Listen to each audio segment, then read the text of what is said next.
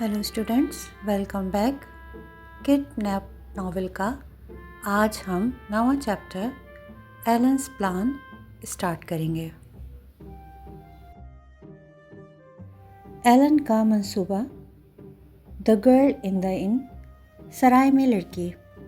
लाइमकिंस में हम एक छोटी सी सराय में गए और कुछ रोटी और पनीर मंगवाई। हम उसे बाहर ले गए ताकि साहिल पर खा सकें। एलन बहुत खामोश था, वाज़ेह तौर पे गहरी सोच में था। आखिरकार उसने चलना छोड़ दिया। क्या तुमने सराय वाली लड़की को देखा? उसने पूछा। हाँ, मैंने जवाब दिया। मुझे लगा वो बहुत खूबसूरत है। ठीक है, एलन ने कहा, यह अच्छी खबर है। मुझे उम्मीद है कि वो भी आपको एक खूबसूरत लड़का समझेगी। मैं नहीं चाहता कि वो आपसे मोहब्बत करे, लेकिन मैं चाहता हूँ कि वो आपके लिए हमदर्दी महसूस करे। फिर वो कश्ती हासिल करने में हमारी मदद करेगी। मेरी ख्वाहिश है कि आप कदरे बीमार नज़र आएं, लेकिन मुझे लगता है आप मेरे मंसूबे के लिए बिल्कुल ठीक होंगे। चलो वापस सराय चलते हैं। हंसा और उसके पीछे चल दिया। अब डेविड, एलन ने कहा, अगर आप मेरे दोस्त हैं तो आप वही करेंगे जो मैं कहूँगा। मेरे पास एक मंसूबा है। मैं एक किरदार अदा करने जा रहा हूँ और चाहूँगा कि आप मेरी मदद करें। बहुत अच्छा, मैंने जवाब दिया। मैं वही करूँगा जो आप मुझे कहेंगे। जैसे ही हम सराय के करीब पहुँचे, एलन ने मुझसे कहा कि अपना बाजू इस तरह पकड़ो जैसे बहुत बीमार हो, थका हुआ हो, तकरीबन मर रहा हो। जब हम सराय के दरवाजे पे पहुँचे तो ऐसा लगता था कि वो मुझे आधा उठाए हुए है। लड़की बहुत हैरान हुई। हम इतनी जल्दी सराय में वापस आ गए, लेकिन एलन ने ये नहीं बताया कि हमने ऐसा क्यों किया। उसने मुझे कुर्सी पर बैठने में मदद करी और लड़की से कहा कि वो मुझे ब्रांडी का एक गिलास ले आए। जब वो ले आई तो एलन ने घूंट घूंट भर के मुझे खिलाया। फिर उसने मेरी रोटी को छोटे छोटे टुकड़ों में तोड़ा जैसे मैं छोटा बच्चा हूँ। हर वक्त जब वो ये कर रहा था, उसने अपने चेहरे पे बहुत तशवीश भरी नज़रों से मेरी तरफ देखता। ये हैरत की बात नहीं थी कि लड़की को मुझ पे तरस आया और वह हमारे करीब आई। इसके साथ क्या मसला है? उसने एलन से पूछा। गलत हुआ है, एलन ने दोहराया। मैं आपको बताऊंगा कि इसके साथ क्या गलत हुआ है। वो सैकड़ों मील पैदल चल चुका है। कई हफ्तों से वो गीली हैदर में सोया है। कोई ताज्जुब नहीं कि इसके साथ कुछ गलत हो गया है। फिर लड़की ने पूछा, क्या ये आपका दोस्त है? एलन ने कहा, हाँ, बहुत सारे दोस्त। इस लड़के के अमीर रिश्तेदार हैं। सोने के लिए आरामदाह बिस्तर, खाने के लिए अच्छा खाना और इसकी देखभाल के लिए डॉक्टर हैं। लेकिन ये उनके पास नहीं जा सकता। इसके बजाय इसे एक गरीब भिखारी की तरह हैदर में सोना पड़ रहा है। वो अपने दोस्तों के पास क्यों नहीं जा सकता? वो हैदर में क्यों सोएगा? उसने पूछा। ये आपको बताना महफूज नहीं होगा, एलन ने कहा, लेकिन मैं आपको एक सीटी सुनाऊंगा, फिर तुम समझ जाओगे। उसने जैक बाइट की एक मशहूर धुन बजाई। फ़ौरन लड़की समझ गई कि हम रेड कोट से भाग रहे हैं। ये बहुत जवान है, वो रोई। वो इतना बूढ़ा नहीं कि इस पर मुकदमा चला जाए और इसे मौत के घाट उतार दिया जाए। एलन ने जवाब दिया। ये अल्फाज सुन के लड़की तेज़ी से कमरे से बाहर भागी। एलन बहुत खुश था कि उसका मंसूबा इतना कामयाब रहा, लेकिन मुझे जैक बाइट कहे जाने और बच्चों की तरह बर्ताव करने पर गुस्सा आया। एलन, मैंने कहा, बराह करम ये खेल बंद करो। नहीं, मैं नहीं करूँगा, उसने जवाब दिया। अगर हमने अभी हार मान ली तो मुझे पकड़ के गोली मार दी जाएगी। लड़की गोश्त और पनीर लेकर वापस आई और कहा कि हमें इसकी कीमत अदा करने की ज़रूरत नहीं है।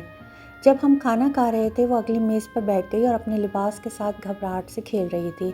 आखिरकार वो एलन से बोली, मुझे लगता है कि आप बहुत ज़्यादा बोलते हैं। उसने कहा, तुम्हें मुझे ये नहीं बताना चाहिए था कि तुम जैक बाइट्स हो। शायद तुम ठीक कह रही हो, एलन ने कहा, लेकिन मैं बहुत मोहतात हूँ कि मैं किससे बात कर रहा हूँ। मैं तुम्हें धोखा नहीं दूंगी। हाँ, मैं जानता हूँ कि तुम हमें धोखा नहीं दोगी, लेकिन क्या हमारी मदद करोगी? मैं ऐसा नहीं कर सकती, उसने सर हिलाते हुए जवाब दिया। नहीं, एलन ने कहा, अगर आप कर सकती हैं तो क्या आप हमारी मदद करेंगी? वो एक लफ्ज़ भी नहीं बोली। The girl agrees to help. लड़की मदद करने पर राज़ी हो गई। मेरी बात सुनो, एलन ने कहा, हमें रात के वक्त जब कोई हमें नहीं देखेगा तो हमें फ़र्द के पार जाने के लिए कश्ती की ज़रूरत है। हमें एक आदमी की भी ज़रूरत है कि वो कश्ती को दोबारा फ़र्द के इस तरफ ले आए। किसी को शुबा नहीं होना चाहिए कि किसी ने आधी रात को پار کیا ہے. ہمارے درمیان ہمارے پاس صرف 3 شلنگ باقی ہیں. اگر ہم فرد کے پاس نہیں پہنچے تو ہمیں گرفتار کر کے گولی مار دی جائے گی. کیا آپ اپنے گرم بستر پہ خوشی سے لیٹ پائیں گی جبکہ ہم ٹھنڈی ہوا اور بارش میں باہر ہیں؟ کیا تم اپنا اچھا گوشت آگ کے سامنے کھا سکو گی جب یہ بیمار لڑکا پہاڑی کے کنارے پر پڑا ہے جس پہ کھانے پینے کو جس کے پاس کچھ نہیں ہے؟ جب ایلن نے یہ کہا تو لڑکی کا چہرہ بہت اتر گیا. لڑکی کے چہرے پہ بڑی فکر مندی تھی. میں دیکھ سکتا تھا کہ وہ مدد کرنا چاہتی ہے مگر نہیں جانتی تھی کہ ہماری کہانی پہ یقین کرنا ہے یا نہیں. میں نے ثابت کرنے کا فیصلہ کیا کہ یہ سچ ہے. کیا آپ مسٹر رینکلر کو جانتی ہیں؟ میں نے اس سے پوچھا. ہاں، میں مسٹر رینکلر وکیل کو جانتی ہوں، اس نے کہا. میں ان کے گھر جا رہا ہوں، میں نے کہا. اب آپ کو یقین کرنا چاہیے کہ میں مجرم نہیں ہوں.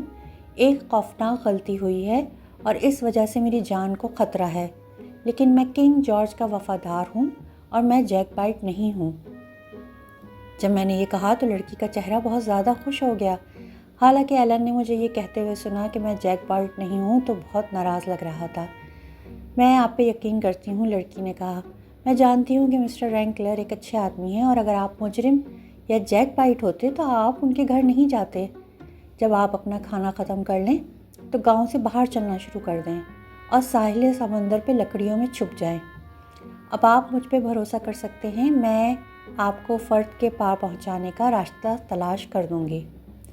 ہم نے کھانا ختم کرنے کا انتظار نہیں کیا بلکہ فوراً جنگل کی طرف روانہ ہو گئے. یہ صرف ایک چھوٹی سی جنگل تھا جس میں بہت کم درخت تھے. اگر کوئی گزرتا تو ہمیں ضرور دیکھ لیتا. ہم نے خود کو چھپایا اور انتظار کیا. ہم سارا دن وہاں رہے اور لکڑی میں ایک پائپر کے علاوہ کوئی نہیں آیا. وہ سرخ ناک والا بڑا آدمی تھا اور بہت نشے میں تھا. وہ ہمارے بڑے خوف اور جھنجھلاہٹ کے بعد وہ ہمارے ساتھ بیٹھ گیا اور ہمیں اپنی مشکل زندگی کے بارے میں لمبی لمبی کہانیاں سنائیں. مزید یہ کہ اس نے ہم سے بہت سارے سوالات پوچھے.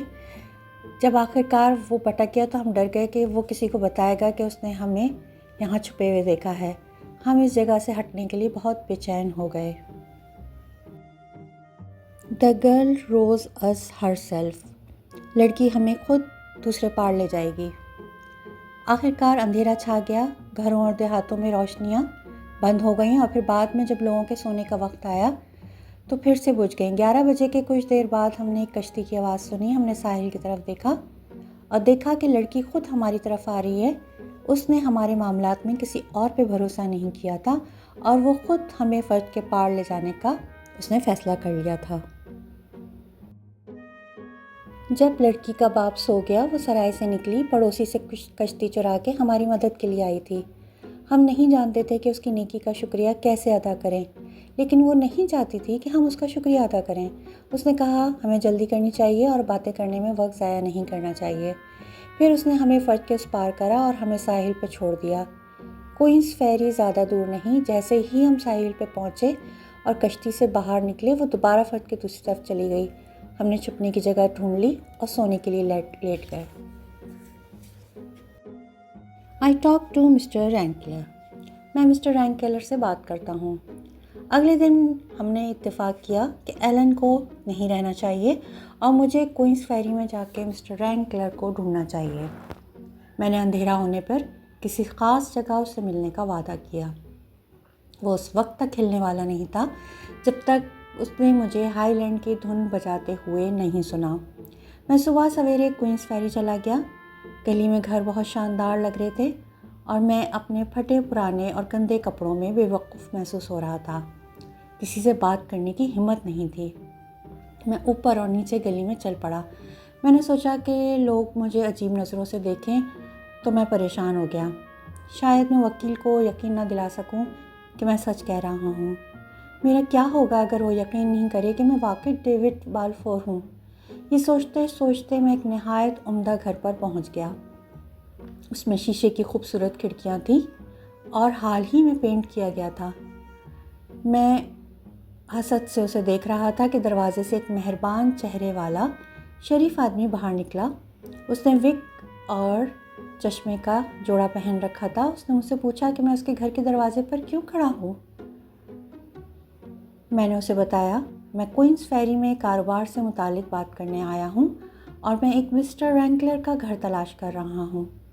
وہ بہت حیران نظر آ رہا تھا۔ میں مسٹر رینکلر ہوں، اس نے کہا، اور یہ میرا گھر ہے۔ برائے کرم کیا میں آپ سے بات کر سکتا ہوں؟ میں نے پوچھا۔ تم کون ہو؟ انہوں نے کہا۔ میں تمہارا چہرہ یا نام نہیں جانتا۔ میں ڈیوڈ بالفور ہوں، میں نے جواب دیا۔ David Balfour? اس نے دہرایا، گویا کہ بہت حیران ہو۔ کہاں تھے تم ڈیوڈ بالفور؟ میں نے کہا، میں بہت سی عجیب و غریب جگہوں پہ گیا ہوں، بہت سی مہم جوئی کی تھی، لیکن میں آپ کو اس بارے میں نہیں بتانا چاہتا۔ کیا ہم کسی جگہ بیٹھ کے بات کر سکتے ہیں؟ ہاں، اس نے کہا، میرے خیال میں یہ بہتر ہوگا۔ میرے گھر میں آ جاؤ۔ وہ مجھے گھر کے اندر لے گیا، ایک چھوٹے سے خاک آلود کمرے میں لے گیا جو کتابوں اور کاغذات سے بھرا ہوا تھا۔ اس نے مجھے بیٹھنے کے لیے کہا، پھر اس نے میرے گندے کپڑوں پر اس انداز سے نظر ڈالی جس سے مجھے بہت شرمندگی ہوئی۔ اب تم کیا چاہتے ہو؟ اس نے پوچھا۔ میں بہت مصروف آدمی ہوں اور مجھے پسند نہیں کہ لوگ میرا وقت ضائع کریں، سمجھے؟ مجھے لگتا ہے، میں نے بغیر کسی ہچکچاہٹ کے کہا، کہ میں ہاؤس آف شاز کا مالک ہوں۔ اس نے اپنی میز پر رکھی دراز سے کتاب نکالی۔ اس نے کہا، تمہیں یہ ثابت کرنا ہوگا۔ میں تم سے کچھ سوال کروں گا۔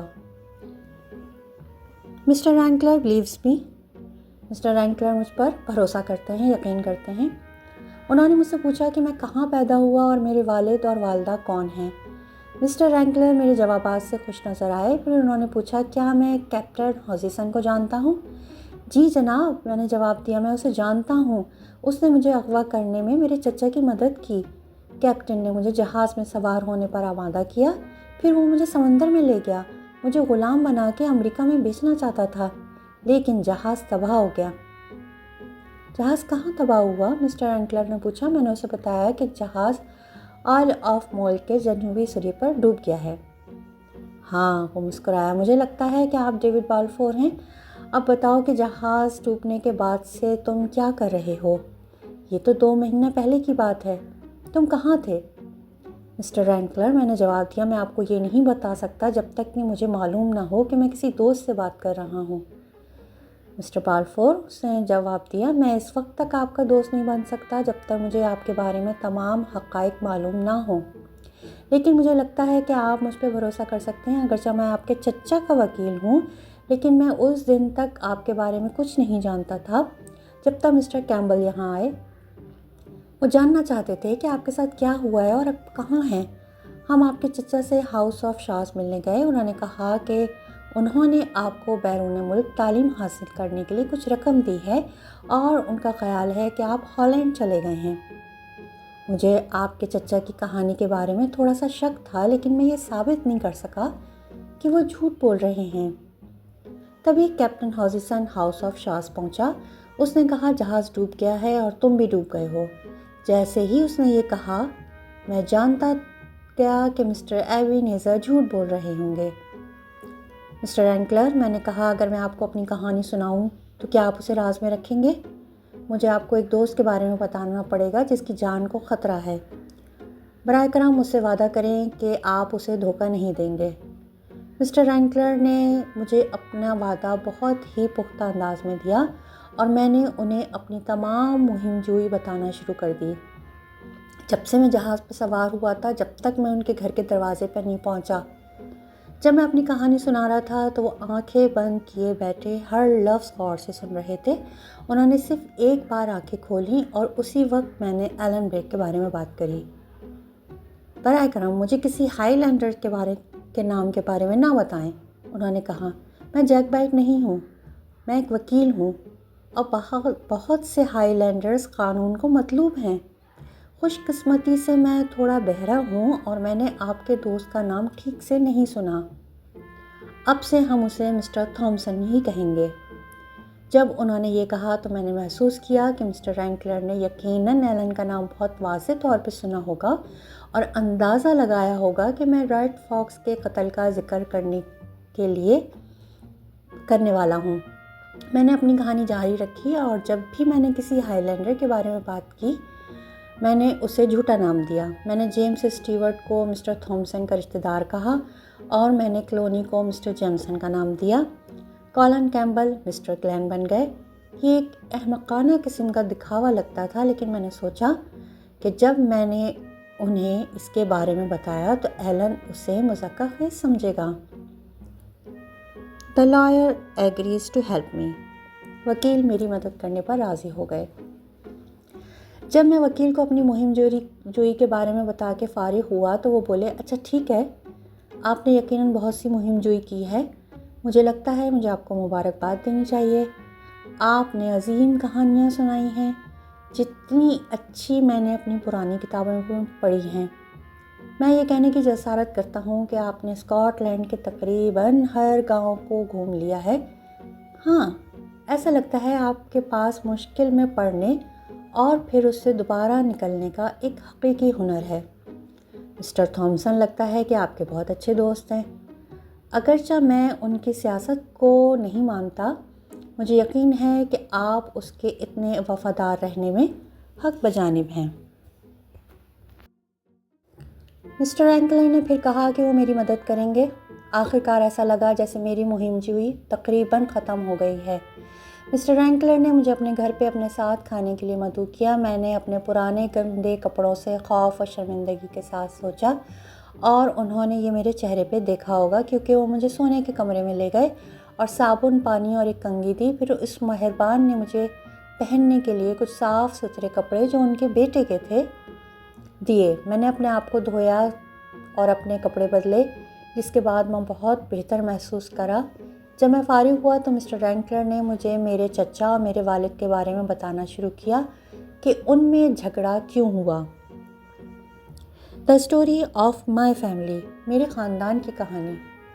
انہوں نے کہا ان کا جھگڑا محبت کی وجہ سے ہوا۔ جب وہ جوان تھے وہ دونوں بہت خوبصورت تھے اور وہ ایک ہی عورت سے محبت کرتے تھے، مگر وہ آپ کے والد سے پیار کرتی تھی۔ اور جب مسٹر ایبینیزر کو اس کے بارے میں پتہ لگا تو اس نے خوفناک ہنگامہ کیا۔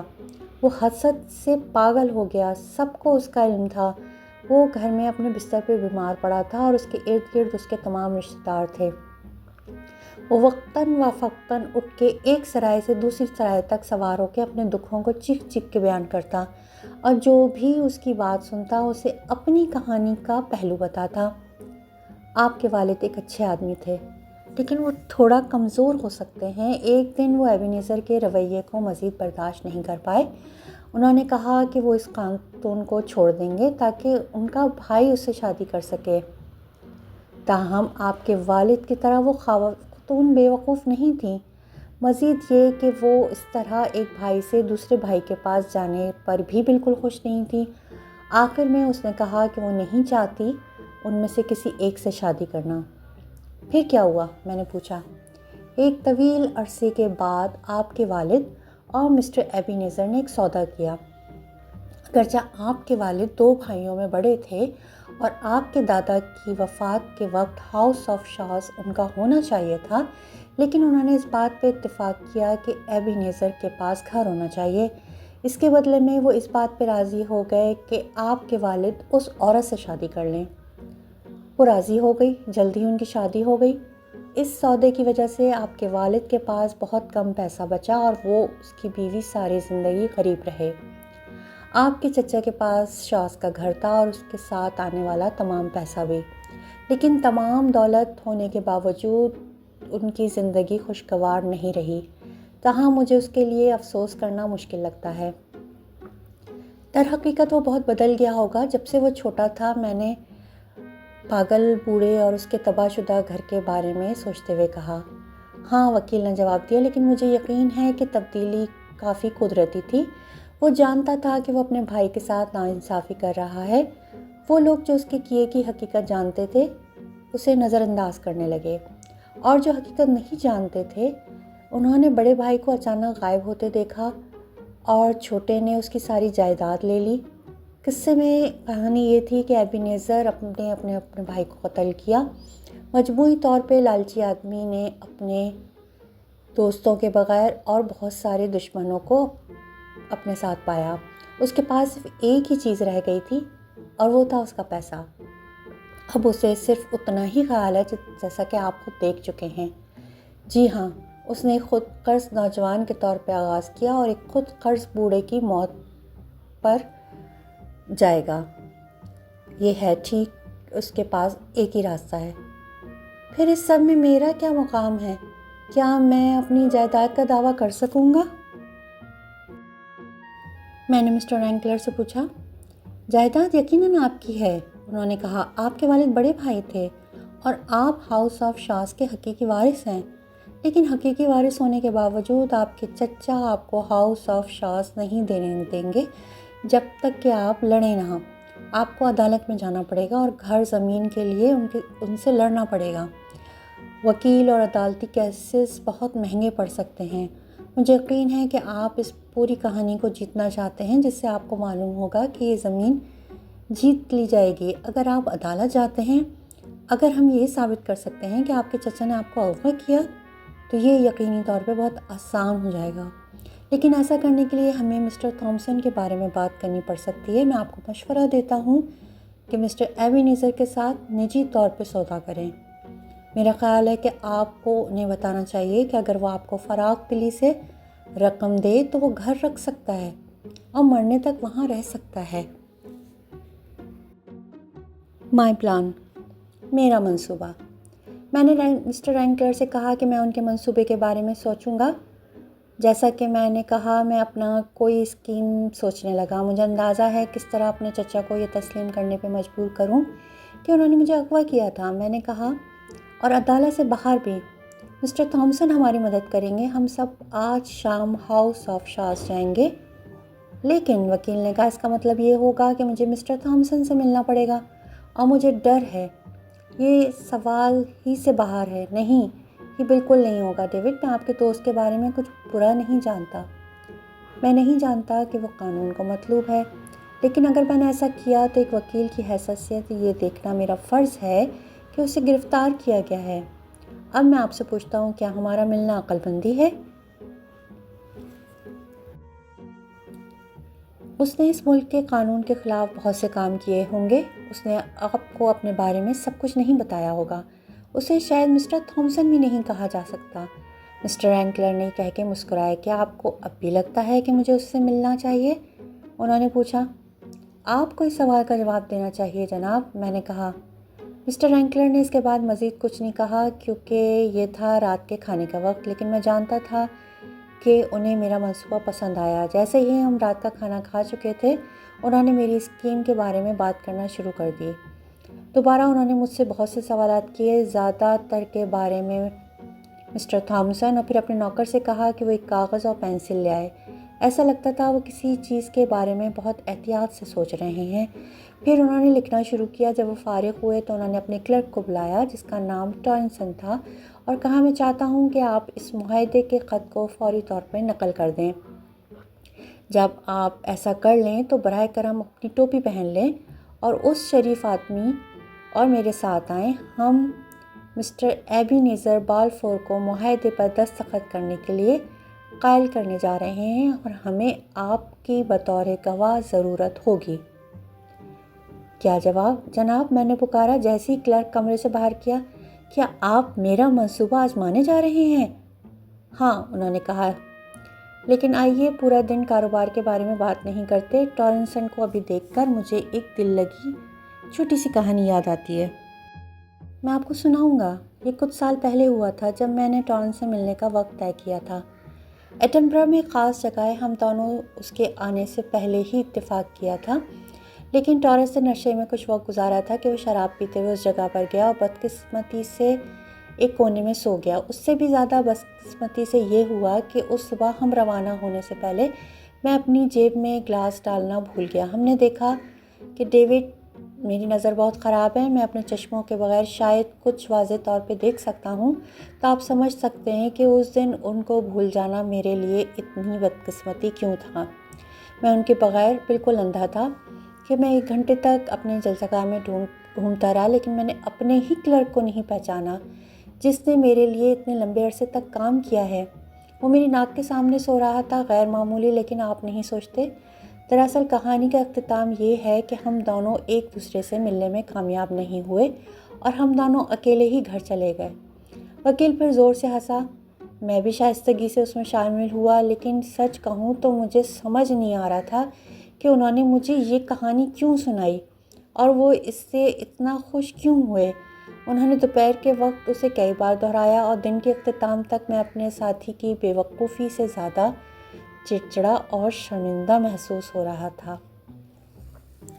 اس کے ساتھ ہی یہ چیپٹر یہیں کمپلیٹ ہوتا ہے۔